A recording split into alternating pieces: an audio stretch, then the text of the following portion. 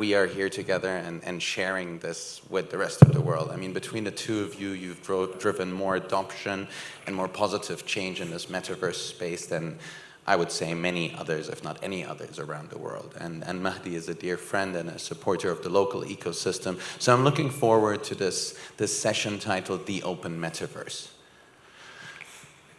Straight up, what is the Open Metaverse? Maybe I'll start a first crack. I mean, as I said earlier in my talk, we think the Open Metaverse is essentially the one where we have digital property rights. To us, sometimes when people talk about Metaverse, the typical thinking is VR, goggles, and ways to experience that. But my view, and I think many in our space view that we've already entered a pre-Metaverse back in the early days of really video games and internet, starting from the days of Atari in the 80s. Fair. And our reality that we see in those video games is actually really a real reality for most of us. So if you play video games, you might think of it as something that is fake. But the feelings you have in the video games are real. The emotions that you have are real. The interactions and the friendships you make are also real. So in that sense, it's already a reality. Things like VR and AR are ways to extend the metaverse. They're just better interfaces. I look at it as more modern housing, right? But it still doesn't change the fundamental, which is that the open metaverse is one that we have ownership and which is freely and openly composable, which is why NFTs are so important. And what's on the other spectrum? What's not the open metaverse? Facebook. Thank you for saying that. And give him a round of applause. And just as a point of reference, I gave a comparison once on Facebook between North Korea, right.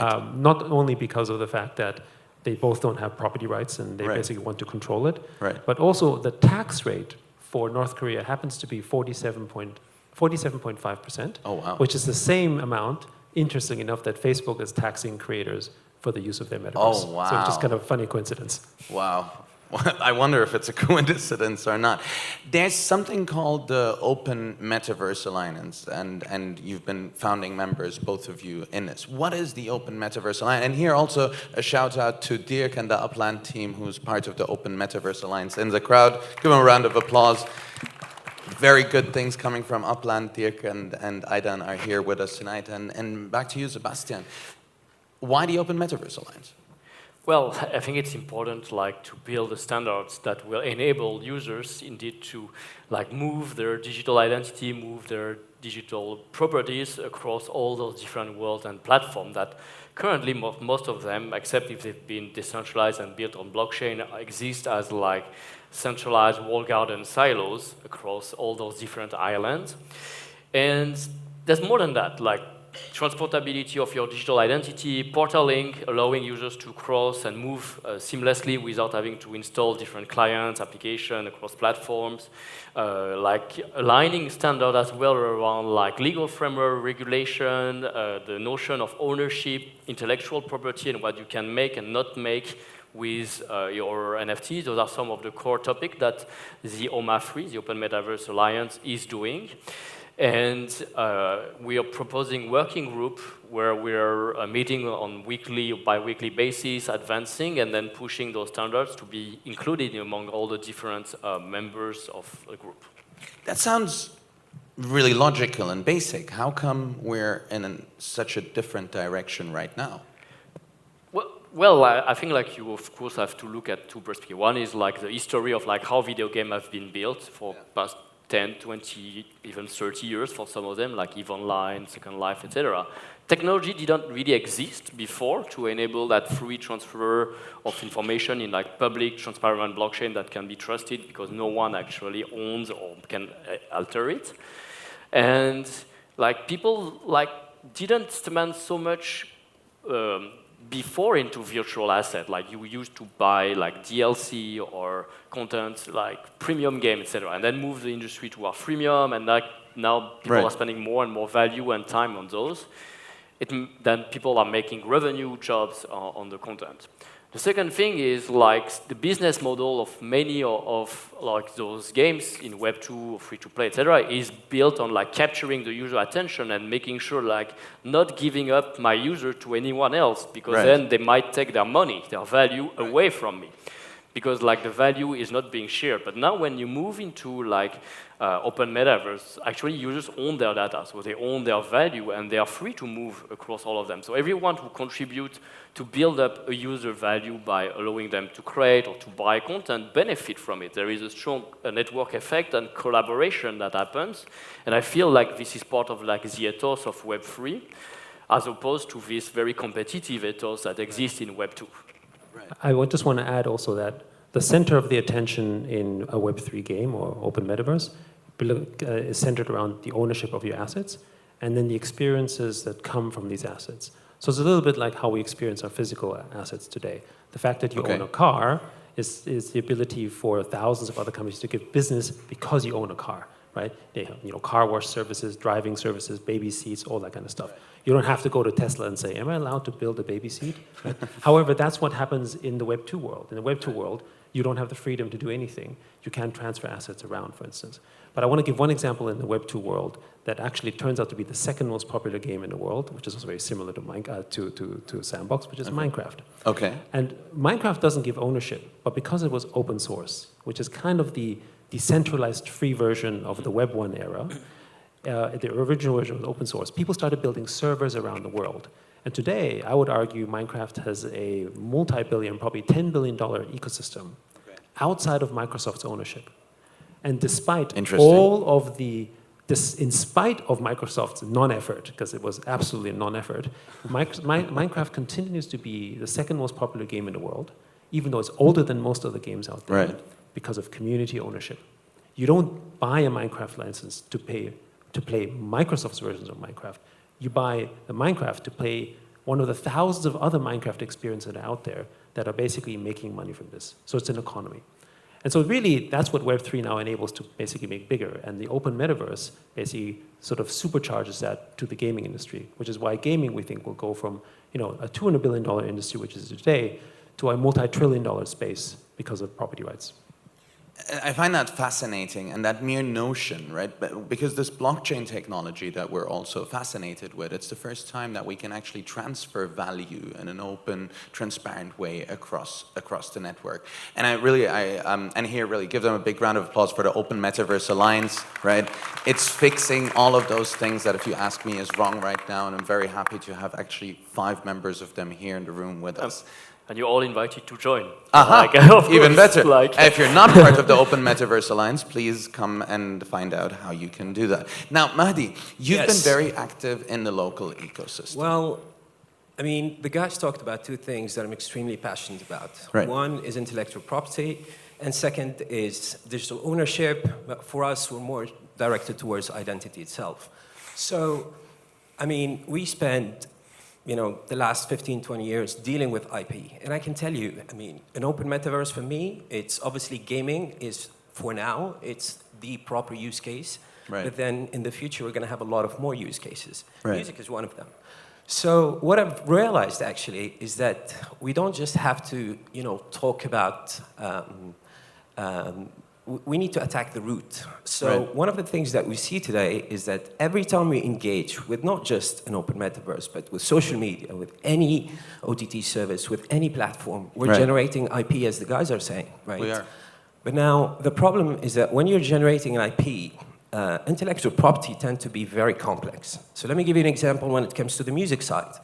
Every time somebody creates a piece of music, you have 2 copyrights. So one for the publishing, one for the sound recording. And if you want to license, let's say, a song that everybody knows, I'll Always Love You by Whitney Houston. Okay. So now, depends on the usage. Let's say if you want to take that song and put it into a movie, it's a sync license, which means that you need to go to the publisher, license part of the rights, and then go to the sound recording, license it, which is from the record label. Okay. Now, if you want to take that song and play it in a public place like this, you need the mechanical rights, and you need public performance, and you need neighboring rights. This is too complex. Right. It's too complex for brands, and they need music to create a better brand experience. It's too complex for creators as well, when they create a piece of content that has music. And today with social media, we see that brands or platforms like TikTok, they're music-centric. All the content, maybe 74% of the content.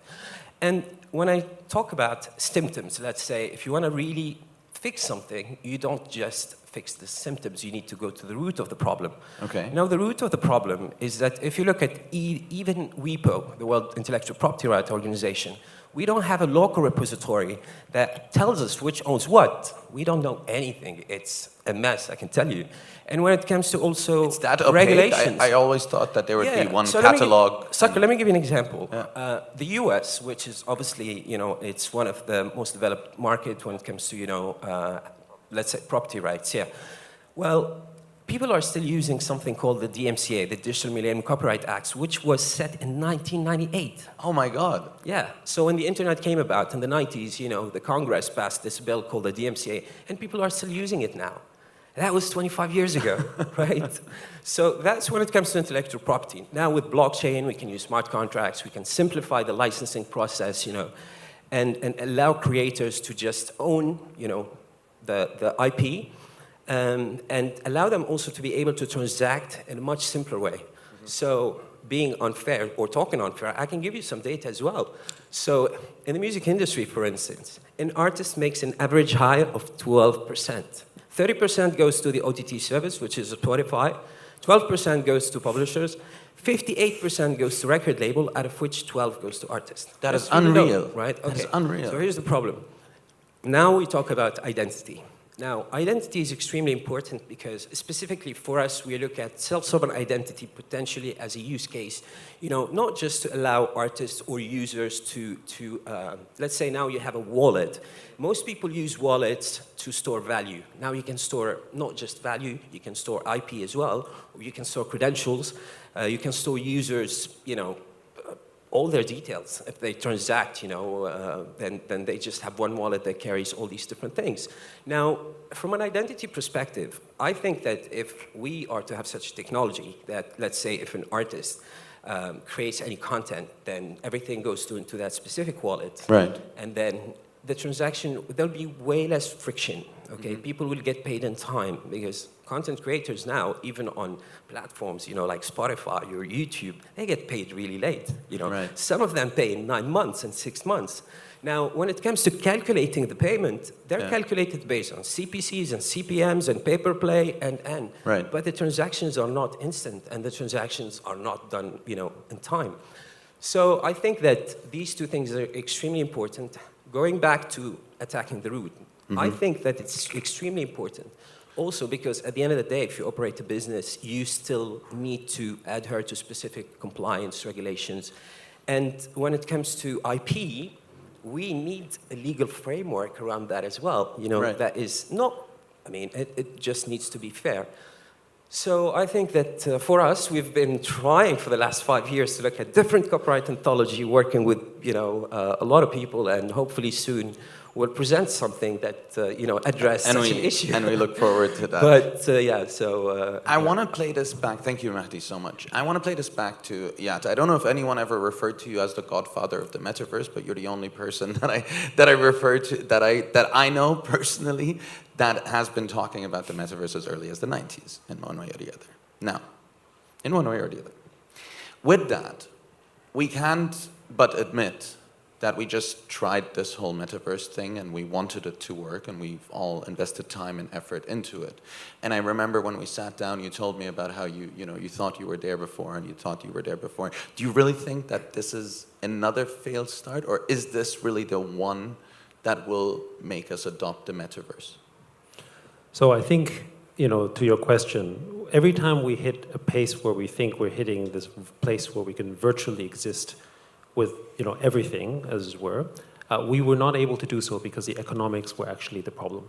So the issue that's stopping us from really sort of advancing in the way that we have our freedoms and our rights in Web 2 is the fact that we don't have economic parity. There's only a very small number of people who make a tremendous amount of money in Web 2, and basically most of them are really just users and basically don't make any. They're just there to be extracted. Right. So I feel very strongly that the Web3 paradigm, the Open Metaverse paradigm, is actually maybe that final answer. Not in terms of finality. We're always going to have to improve. But the way a mechanism where we now become stakeholders in the network, which means that we have some kind of, to your point, fairness, equity framework. So to me, Web3 is the necessary revolution that basically we saw in society when we went from feudal societies, we basically, we just had militaries and we had blood and we had revolutions. But in technology, fortunately, Facebook doesn't have an army, so it's fine. So we can basically create a bloodless revolution, which is, in a sense, it's a financial revolution too. People speak of blockchain as a revolution, but in the past, many of them have spoken of it as a financial revolution.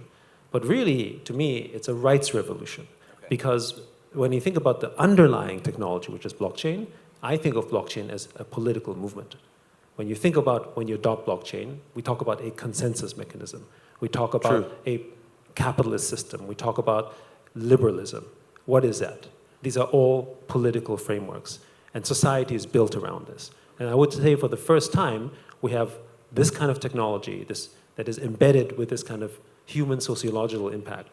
That before, when people talk about blockchain and they say it's just a database, that's wrong.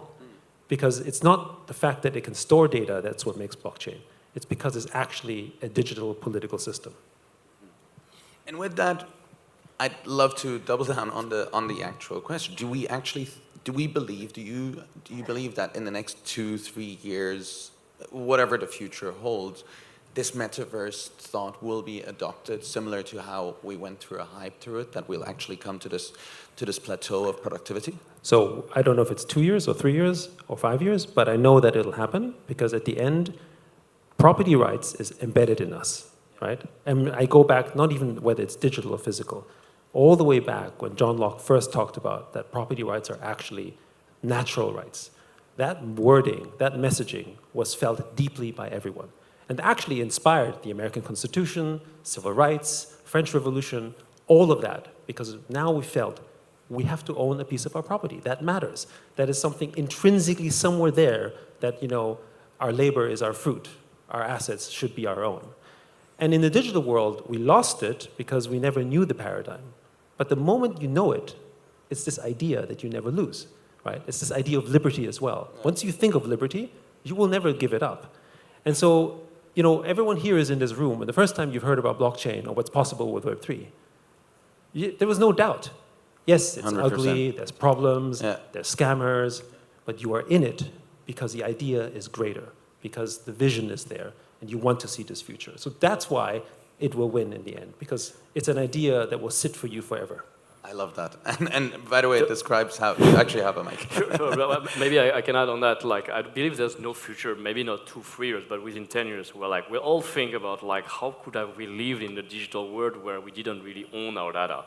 And maybe we don't realize it right now, but we're all citizens of those virtual worlds. And look at the past, people spending time, socializing, having their connection, their content, their value, their life there. Now that it becomes stakeholders of the world they build and that they build the economies of as well, they are going to be participating in that democracies that actually makes those worlds interact. We're talking about DAOs, but MMORPG virtual worlds already were the first place where people organize themselves into police system, judicial system, even they were rallying, striking in virtual world and metaverse. It happened, and sometimes they were able to make the developer come back on certain decision. And I will also learn episode where they erected monuments toward yes, we make the developer change the decision. So they're building histories, and some people are already writing books about that history of what happened in the virtual world. Ultimately, all of that will move along and keep developing and become part of what I call the reality, whether it's physical or virtual. It's all part of one thing. And it will feel so seamless to us in platforms like Sandbox, but also in other decentralized worlds. So there's, I come from a Bedouin heritage, and there's a Bedouin saying to say that, and I nearly fell off the stool there. There's a Bedouin saying to say that whoever foresees the future is lying even if he's right. Having said that, with that, I'd like each one of you, as a parting thought, starting with Mehdi, to foretell what will the future look like when we talk about digital ownership and the metaverse, and as succinctly as possible, please. Well, I'm a true believer that, again, I said this earlier, I said that, you always have mediums, and these mediums change over time. I think that the metaverse represents, a great medium for the future when it comes to people transacting, socializing, engaging, playing games. I think it provides simply a better experience. This is why we don't have to go into all the technicality. But I also believe that nobody can predict the future, and it's a waste of time to try to do so. I think it's better maybe to try to actually build it, right? Nice. And I think that at the end, there's no straight line. You just have to try, fail, and try and fail, and try and fail until we get there, and this is how things work. So, and this is a quote after Sheikh Mohammed where he said the best way to foretell the future is to actually build it. Sebastian, over to you. Well, I think there will be no games in the future that will not have like a massive user-generated content aspect to it. Like people want to engage, games become platform, people make their own characters, their own levels, their own modes, and they extend the lifetime of those products forever and forever, and all top grossing titles will be heavily modified by whatever the community of players and creators wants to make of it.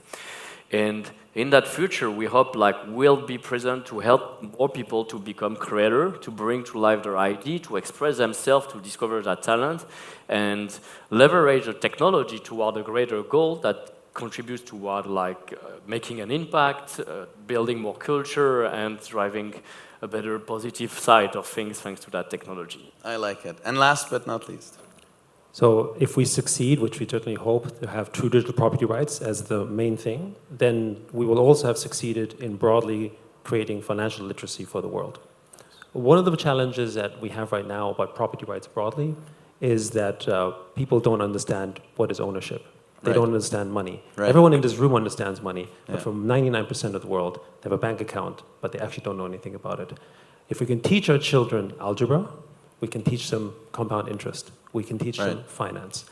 There is no reason why children shouldn't be able to come out of high school and have a portfolio and know about investing and understand it. That is also the antidote to financial scams, because that's the issue. Of course. You get abuse because you don't know it. Right. And so to me, the future of digital property rights is a future where everyone has financial literacy. I love it. What better way to finish this panel? Give them a big round of applause, everyone. Thank you very much, gentlemen, for joining us. Thank you.